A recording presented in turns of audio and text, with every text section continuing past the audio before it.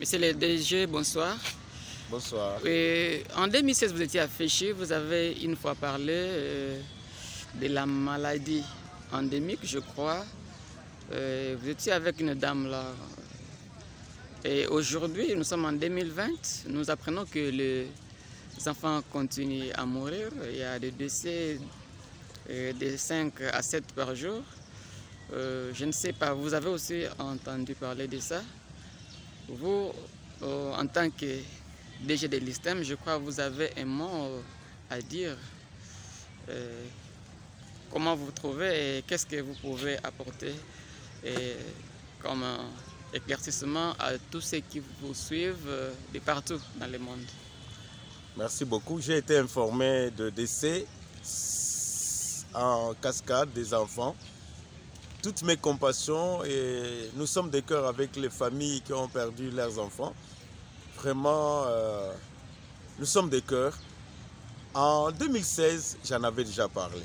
Dans un des discours, j'avais insisté et il y avait des cas de diarrhée et surtout c'est ce qu'on appelle la gastro-entérite. Ça a décimé beaucoup d'enfants sont morts, les nourrissons, les enfants de bas âge sont morts, vraiment nombreux. Et ça a affecté la population. J'ai appris aussi que cette année, il y a la même situation qui refait surface et c'est encore plus accentué. Parce que j'ai appris qu'on a même enterré le samedi dernier 7 enfants. Et vous voyez, dans la cité de Féchy, c'est vraiment très pénible. Je crois, à l'époque, dans son temps, j'avais insisté, quand nous avons reçu l'assistante Ida Noki, qui est spécialiste en pédiatrie, elle avait demandé, et moi-même, par mon canal aussi, j'ai demandé au médecin directeur de l'hôpital général de référence de Féchy de la recevoir pour animer quelques séances et faire voir à nos médecins qui étaient là, tous généralistes, de pouvoir comprendre, avoir des techniques, des nouvelles méthodes, des techniques, comment endiguer des cas comme ça. C'est une épidémie. Quand ça arrive comme ça, épidémie, des diarrhées, vomissements, on ne connaît pas la cause jusqu'à aujourd'hui. Et quand ça arrive, ce sont les enfants de Féchy, ce sont les enfants congolais qui meurent, ces enfants qui demain pouvaient devenir des ministres, pouvaient devenir des professeurs, pouvaient devenir des inspecteurs. Non, même des agriculteurs, même des éleveurs, nous les avons perdus comme ça. Ce que moi j'avais suggéré, et ce que je suggère, dans tout ce temps, il n'y a pas de prévention. On ne prend pas de dispositions préventives. Il fallait qu'on prenne des dispositions préventives pour pallier à cela. Qu'est-ce que je suggère? Parce qu'on doit arriver à changer. Il faut la sensibilisation. Il faut sensibiliser la population. Il faut la vulgarisation. Si la population est sensibilisée, nous avons nos étudiants. L'ISTEM est là pour ça.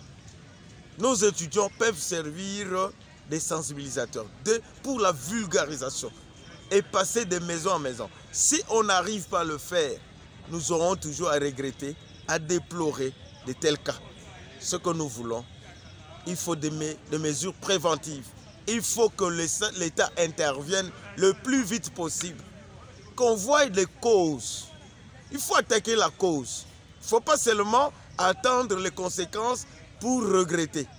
Nous devons attaquer la cause et dès qu'on trouvera la cause et qu'on trouvera des médicaments curatifs, tout ce qui peut amener, on peut dire aujourd'hui il n'y a pas de médicaments, il n'y a pas de ceci, mais c'est un grand hôpital de l'État.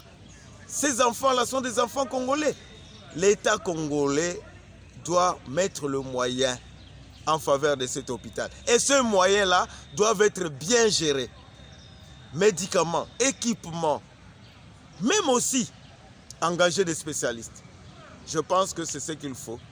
Dans le premier temps, je ne peux que dire ça. L'ISTEM est là. Je crois que nous devons servir de pare-brise pour combattre aussi toutes les épidémies.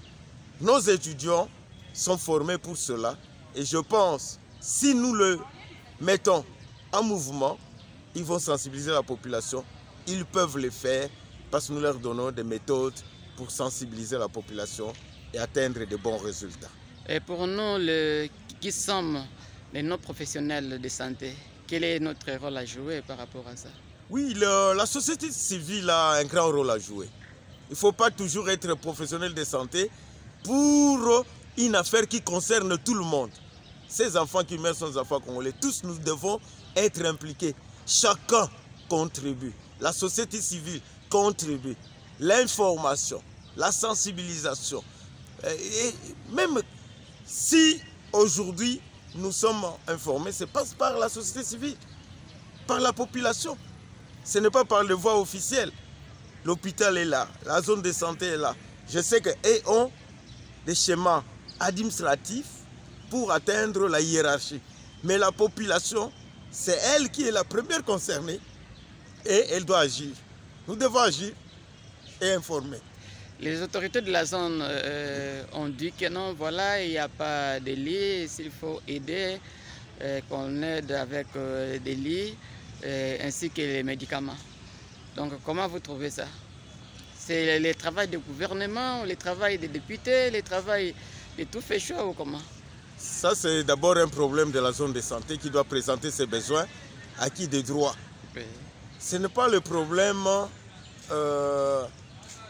La population est concernée au premier plan, mais c'est d'abord la zone de santé qui doit présenter ses besoins. S'il n'y a pas de lit, il n'y a pas de matelas, c'est le besoin. Il n'y a pas de médicaments. On me dit que ça fait plusieurs mois qu'il y a rupture de médicaments. Mais ça, c'est un besoin urgent. C'est la vie de la population. C'est la vie de la population qui est en danger. Et cette population, c'est les Féchois et les Féchoises. Il n'y en a pas d'autres. Même à Féchy, il y a d'autres communautés qui y vivent aussi.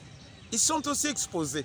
Donc je pense que nous devons atteindre l'État congolais pour que l'État puisse s'impliquer dans la recherche de la solution et que la solution urgente et une solution qui sera durable. Monsieur le DG, nous vous remercions. Je vous remercie aussi. C'est moi qui vous remercie de ces contacts. Merci beaucoup. Merci.